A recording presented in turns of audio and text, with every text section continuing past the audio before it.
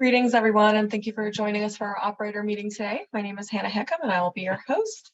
I believe the participant level has leveled up appropriately, so we can go ahead and get started. Up first is Chris Exeter, and I believe he'll be sharing his own screen. Thanks, Hannah.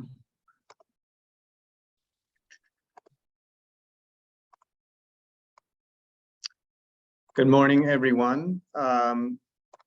Thanks for listening in today.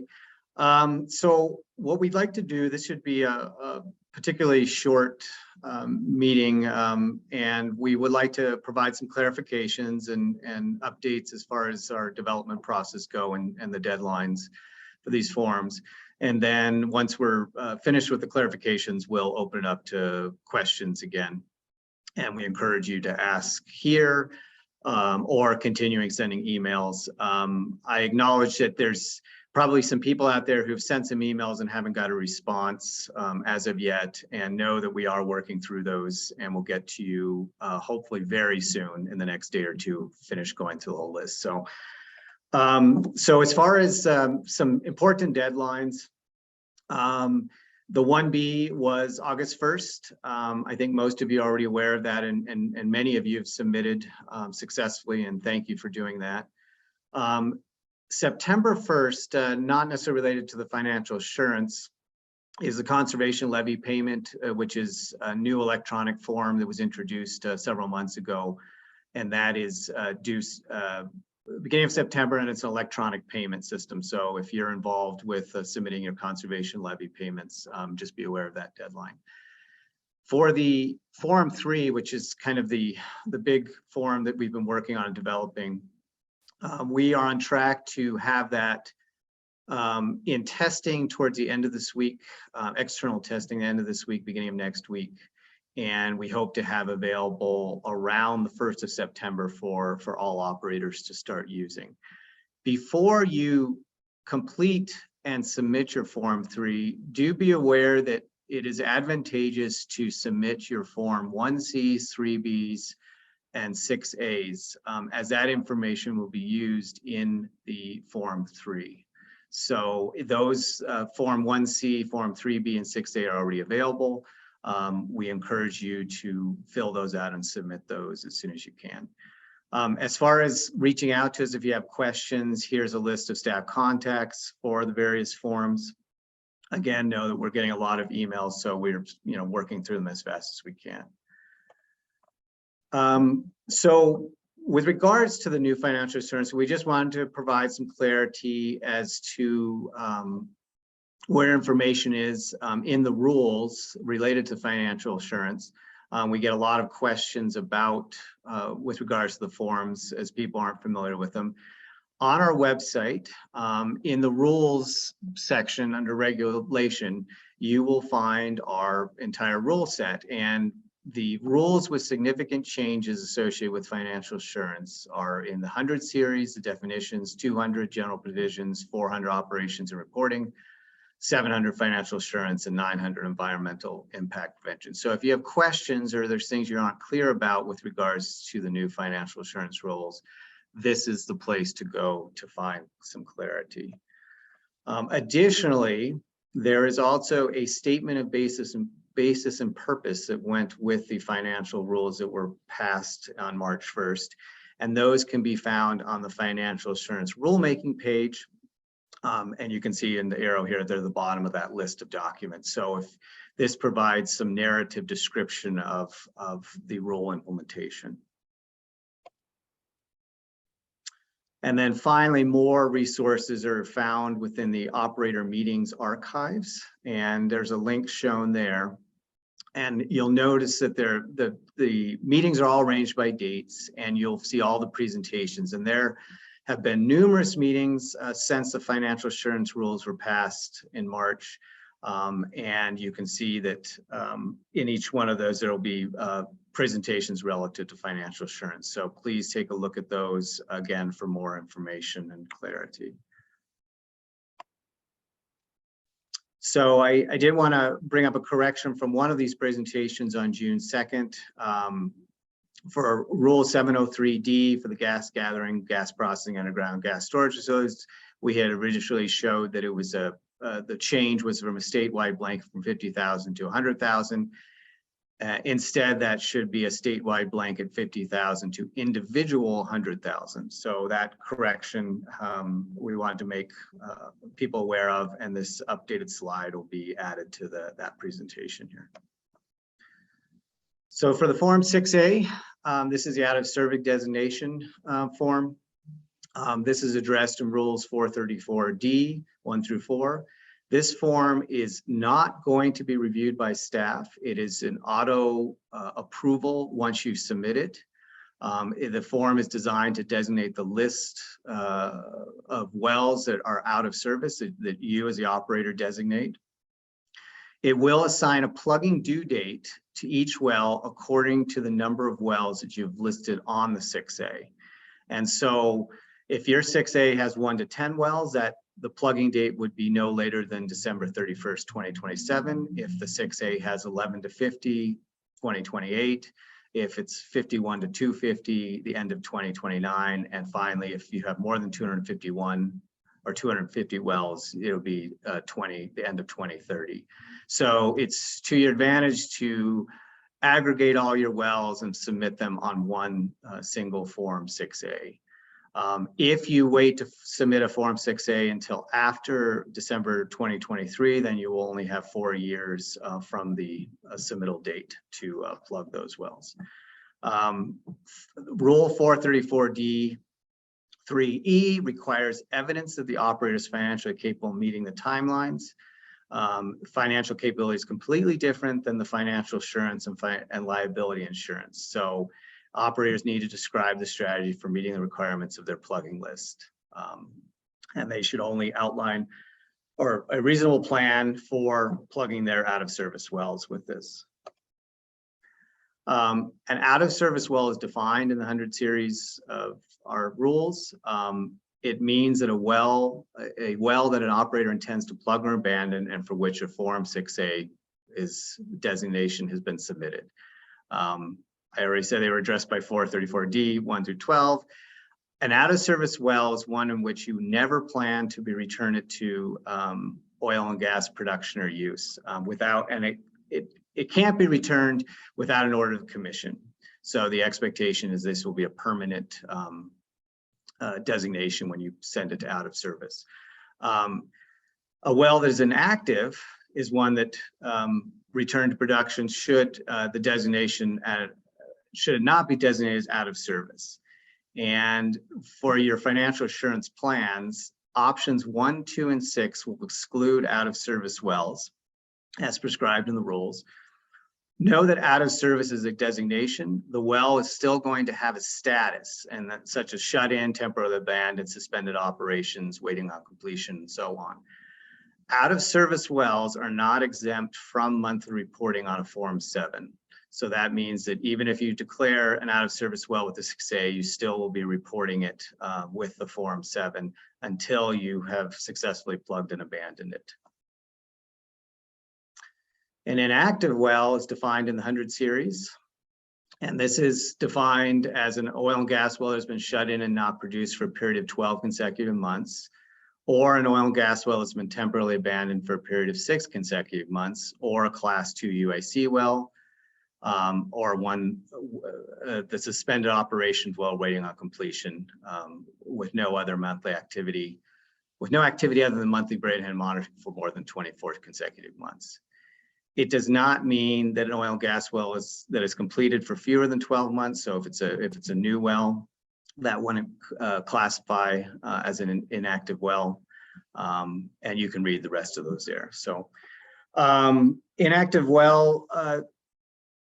Let's see, an active well that will not be returned to production or plugged with 6 should have either a Form 5B inactive well notice or a Form 6A out of service designation filed. An inactive well that will return to production should not be designated as out of service.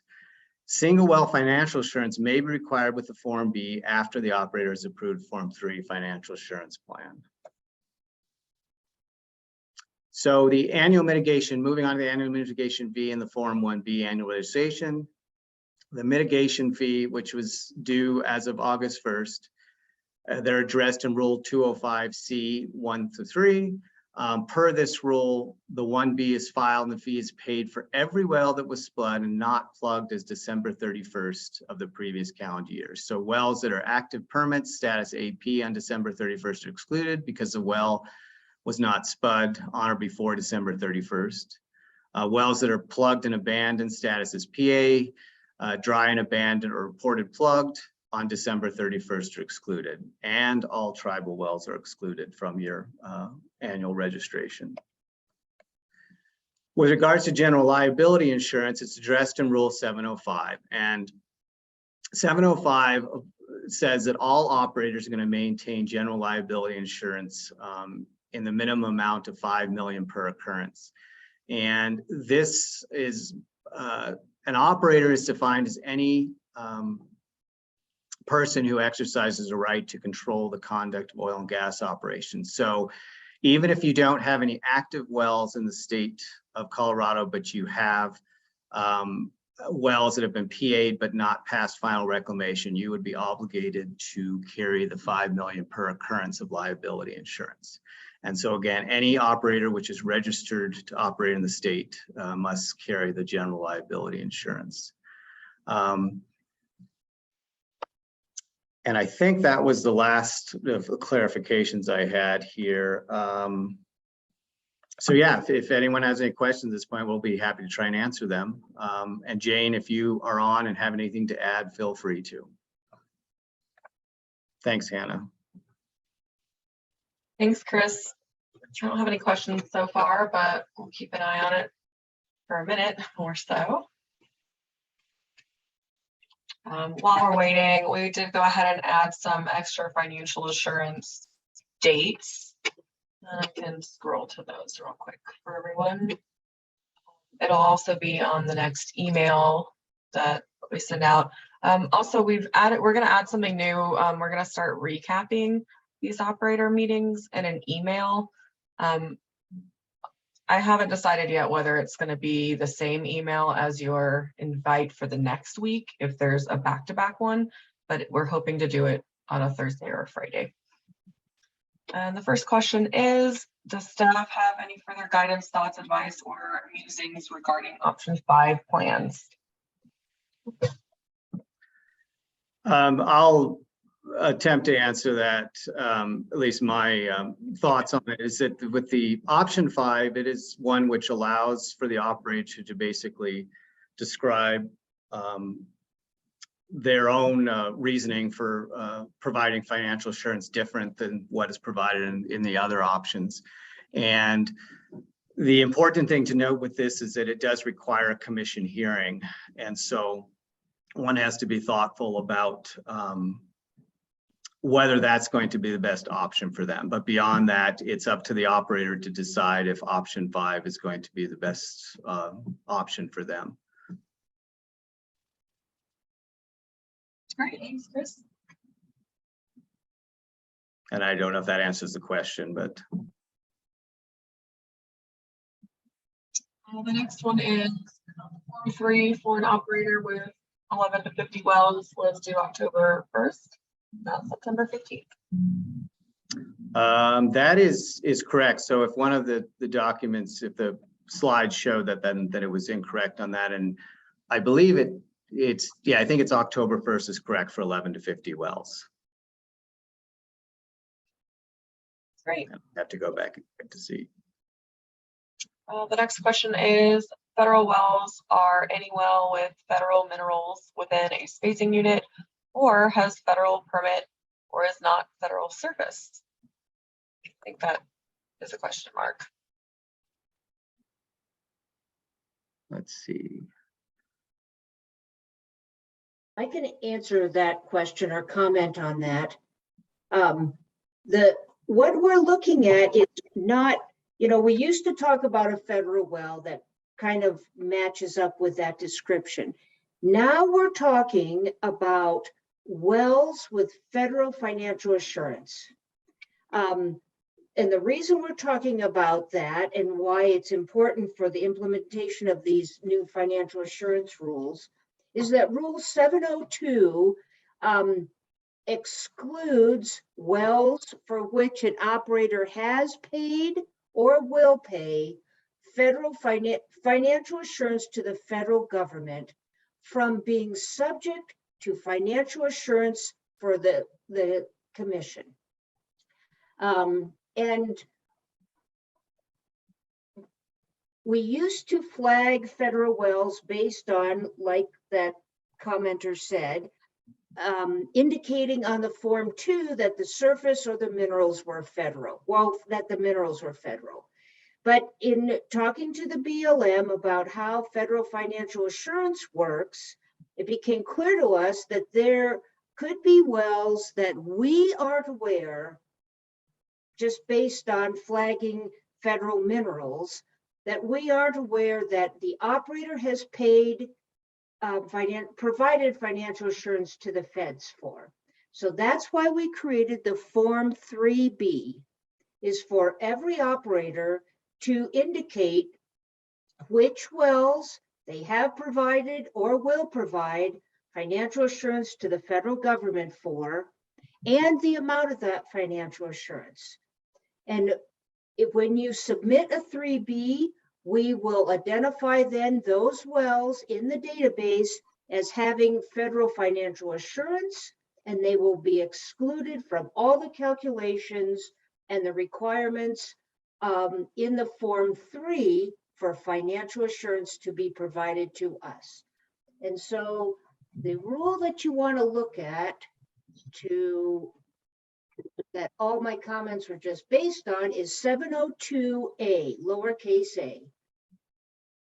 It says this rule 702 applies to every well and its associated location and facilities in Colorado, unless the operator demonstrates that it has already provided or will provide financial assurance for the same well, location, or facility to the federal government. So that's why we're concerned about it with the implementation, and why operators should be concerned as well. So please send in your Form 3B and identify which wells fall into that federal financial assurance category, and provide the amount of federal financial assurance that you've provided or will provide. And we will consider that to be a demonstration that you already have or will provide financial assurance to the government, federal government. Great, thank you, Jane. If there's any further clarification needed, just drop it in the chat, we'll answer it. Next question is, when will the Form 3 be ready? And as I mentioned earlier, we're looking at around the September 1st for it to be available for everyone to use. Great, thanks, Chris. Next question is, with regard to option 5, will we have to have an attorney to get in front of the commission as is necessary for variances? Jane, your thoughts? How to answer? Yes, I think so, that to file a hearing application for financial assurance does require legal representation. Yeah. All right, next question. Thank you, Jane. Next question is, will the September 15th deadline be extended for Form 3? If not released until September 1st, 15 days is not a lot of time for operators to prepare and file the new form. At this point, the September 15th deadline will remain in place. We realize it is 2 weeks is not a lot of time. However, know that the Form 3 is designed to auto-populate a lot of the information and guide the operator through the various option qualifications very clearly and hopefully intuitively. And so we think that once you have access to the Form 3, you'll see that it's a fairly quick form to fill out. However, you know, as you have questions, you start to work with it, we'll try to answer it as quickly as possible. But right now, that September 15th deadline is going to remain in place. And I would add to that, as you're waiting for that form to be ready, the things that you can prepare in anticipation and be ready to put in your Form 3. If you are going to provide operators demonstrated costs to be used for the calculation of single well financial assurance, you need to have those ready. That set of values, the dollar amounts, as well as the supporting evidence for those demonstrated costs. So you can be working on that now and have that all ready to go. If you are going to choose to provide your demonstrated costs rather than utilize the commission's costs, which are provided in the definitions, the 100 series under single well financial assurance. And I guess the other thing, if you are considering option 5, you need to look carefully at through the rule, the section of the rules that deal with option 5. In particular, at the very end, it says certification of financial capability and unmodified opinion. An operator will provide a certification of financial capability to ensure that it's financially capable of all the obligations. It will be signed by the operator's corporate officer and will include its current net worth as demonstrated through financial statements accompanied by an unmodified opinion issued by an independent auditor. So that is a requirement only for option 5. And if that's something you're considering, hopefully you're working on preparing all of that documentation that's required for an option 5 plan. Great, thank you, Jane. The next question is, what if we don't have any federal wells? Do we file the Form 3 still? No, it's only required if you have wells for which you will pay federal financial assurance. And that's a Form 3B, to be clear. 3B. The Form 3, you still would file Sorry. the financial assurance plan, but the Form 3B, you do not file. Great, thanks, Chris and Jane. Next question is, if an operator has, oh, sorry, I just read that one. Can operators request that the operator's financial capability per rule 702D2D remain confidential when submitting the Form 3 financial assurance plan? Yes, I think so.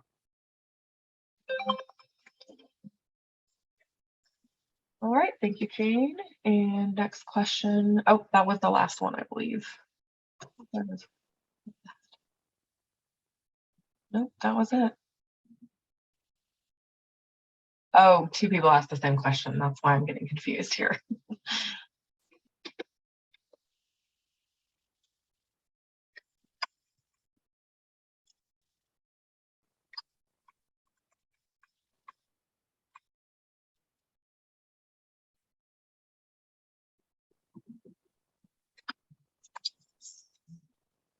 Okay, it looks like that's it for the questions. I guess if one comes in while I'm wrapping it up here, that we'll answer it, but otherwise this will conclude the meeting for today. We'll send out probably a dual recap and invite to the next meeting, tentatively scheduled for, oh no, the regular meeting is next week on the 13th, so I'll definitely do those together on Thursday or Friday.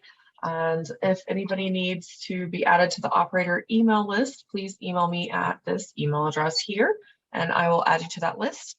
Otherwise, thank you everyone for being with us today and for asking these great questions, and we'll see you on Tuesday. Hope you have a great day. Bye-bye. Thank you, Hannah. Thanks, Hannah. Hannah,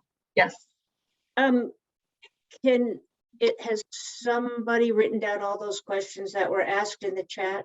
I got Yeah. the questions, but not all the answers. Okay, great. Thanks. And I tagged you on one, so you should get an email and then you can go and Yeah. answer the rest of them that I definitely did not get. That's fine. Just so we get the questions. Yeah. Okay, perfect. Thank you so much, everybody. Hope you have a Thanks, great day. everybody. Thank you. Have a good day.